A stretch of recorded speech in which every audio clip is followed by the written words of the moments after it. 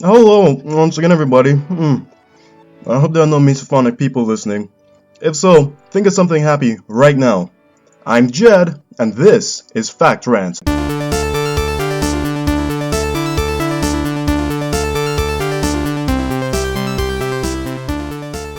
Misophonia, the hatred of sound. Now, before you go thinking that people with the disorder hate all sound, that's not the case. For most people, there are specific triggers that they can identify. These triggers are both visually based and sound based. Common triggers include slurping, clicking, chewing, and even heavy breathing in some cases. I'm not going to name more because hearing or reading about new triggers can cause misophonics to take on new ones. These triggers are known to prompt strong or mild emotional responses as well as make the person with the condition defensive or even offensive towards the origin of the sound. Short-term responses can include uneasiness, increased heart rate, sweating, anger, or even physical altercations. Long-term responses include depression, isolation from friends and family, hatred towards certain people, and so on. This condition is a real relationship killer on all levels. Okay, so let's get a little backstory on this condition. To be honest, there isn't a great deal that is known about the true origin of the disorder. However, it is gaining more interest in the medical community. So far, we know that it is most likely psychological in nature, a sensory processing disorder that makes certain sounds and visual cues unbearable to suffer through. When triggered, a person with misophonia will often exhibit a swift change in mood and general behavior due to the unique way their brains process certain sensory information, aka their triggers. What's worse is that the triggers can build over time, and the individual suffering can gain more and more triggers as time goes on. All hope is not lost though. There is a supposed treatment for the disorder, and it works 80% of the time. Now, just because it is commonly associated with the word disorder does not mean that it cannot be curbed or that the effect cannot be lessened. Think of it as a messy room disorder, not a messed up for life disorder, if that makes any sense. Just put your mind to it and start cleaning up the room bit by bit. It's gonna be hard, I'm not gonna lie, but like most things, it just takes time and lots of conscious effort, and outside moral support, and much trial and error. Sorry, I'm not gonna sugarcoat this. Before we get into the treatments, I feel that this should be said. If you know someone with misophonia or suspect that they have it, try to be considerate and supportive of them. It can be hard sometimes, I know, but try your best. Because it really is hard for them to cope in an environment with many triggers, and sometimes they end up having the feeling that they don't really belong anywhere because they can't help but feel the way that they do, making them slowly lose a sense of belonging. And we discussed this in the CinemaSins video on cinema grouping, and how a sense of belonging is very important to all humans. Most of the time, they truly don't mean to react the way that they do. It simply happens like a fight or flight response to a trigger. I personally know someone with misophonia and how tough it is to cooperate with such a person, but it really isn't their fault. And sometimes, it's so bad that they are hurting on the inside and really just want to get better. You need to sympathize with that and help them. If you really care about them, reach halfway. And if you have misophonia and haven't left for another video yet, I know it's hard, but try your best to meet halfway with your friends and especially your family, as they are the ones you most likely develop the strongest triggers to. Continuously harassing them about something that they do that may trigger you will only push them away, so try and lighten your approach. Try your best to stay calm and tell them that it is bothering you, and go to another room while they are doing something you can't stand. Do this mostly for the stronger triggers, as you don't want to make it too much of a habit. They will get the message better and faster this way, and chances are they will try to understand you more once you use this non-hostile approach. Show them that it is a problem, and that it is truly hurting you in a less aggressive manner.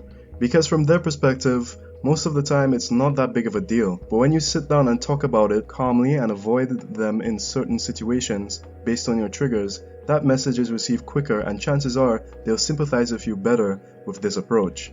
It's not gonna be easy, but you have to meet them halfway for this to work. This really can't be one-sided. You can't make them feel like they're the problem. They're just living life, and they shouldn't make you feel like you are either. You're just trying to reach normalcy. So work together with the ones closest to you in order to get better, because you can. Now, just like treating people who cringe and faint at the sight of blood, or any other phobia really, you have to desensitize yourself. See, I've been helping you this whole time. If you're misophonic and you're still here, and you followed something happy at the beginning of the video when I told you to, you've just taken the first step to overcoming your issue. According to an article by Christopher Spankovich, I think, and James W. Hall, in association with the American Academy of Audiology, desensitization is one of the best known ways, for now, to treat the disorder. In plain terms, the more you run from the issue, the more use of sound-canceling headphones, or walking away, or just letting your emotions run wild, so to speak, only amplifies the problem. You really have to nip it in the bud before it gets worse, and it will if not dealt with. I quote from Spankovich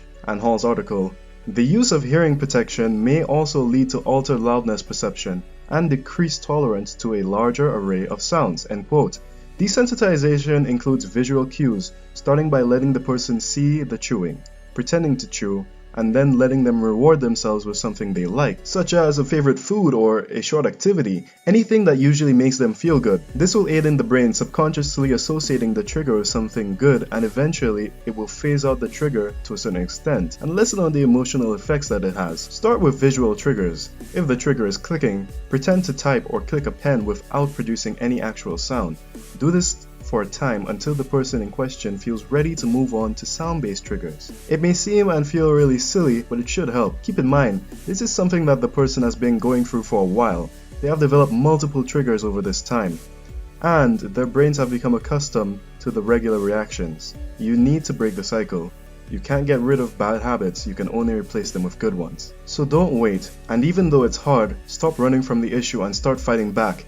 Eventually, you'll come out on top, because in the end, it's your mind. Train it to think differently over time and take charge of your life. Never think that you can't, because you can. Don't be afraid to discuss the issue with people that you love, and don't think that they'll automatically make fun of you, ridicule you, or maybe not even believe you. Throw those fears out the window and really take the next step to getting better. Just remember, your approach to opening up. Try your best not to be aggressive. Send your message without negatively provoking the person in question. Do not reproach them, include sarcasm, jokes, or anything that will push them to become defensive or take you less seriously.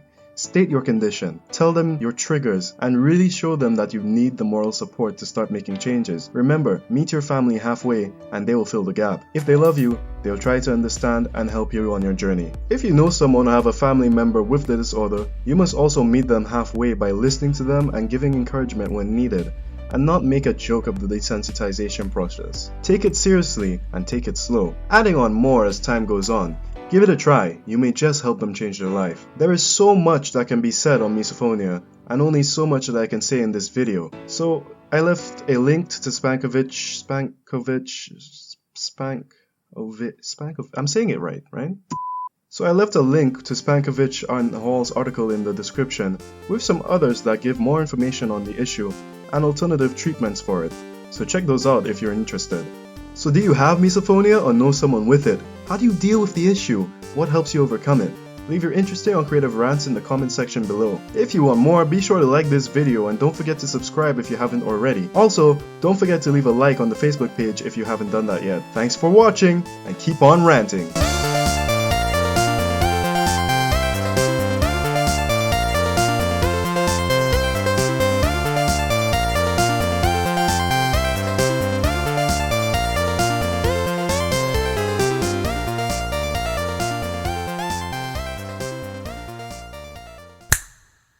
Oh, wow, you're still here. You're catching on to the little surprises at the end of each of my videos. That's good. That's good.